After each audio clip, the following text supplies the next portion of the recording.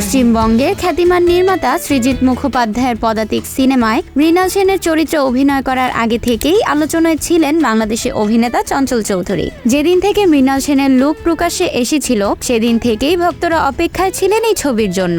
অবশেষে টিজারের মধ্যে আভাস পাওয়া গেল সৃজিতের পদাতিকের। চঞ্চল চৌধুরী জানিয়েছিলেন, মৃণাল সেনের চরিত্রে অভিনয় করাটা একটা দুঃসাহসিক ব্যাপার। সেই সাহসটি আমার আছে কিনা এবং সেই সঙ্গে যোগ্যতা আমার আছে কিনা সেটা বলার আগে একজন তৃতীয় ব্যক্তি হয়ে বিষয়টা চিন্তা করলে আমার তো অবিশ্বাস্য লাগছে। তবুও দুঃসাহস নিয়ে কাজের প্রতি একটা লোভ, স্বপ্ন থাকার কারণে এই কাজটি করা। ছবির মৃণাল সেন হয়ে ওঠা প্রসঙ্গে চঞ্চল চৌধুরী বলেন, আমাকে কিছু বইপত্র দেয়া হয়েছে, কিছু ভিডিও দেয়া হয়েছে, সেটা তো একটা ব্যাপার, কিন্তু মানুষটার ভেতরটা, মানুষটার দৃঢ়তা, মানুষটার অন্তরটা তো দেখা যায় না। এই বিষয়গুলো আসলে অনুভব করতে হয়।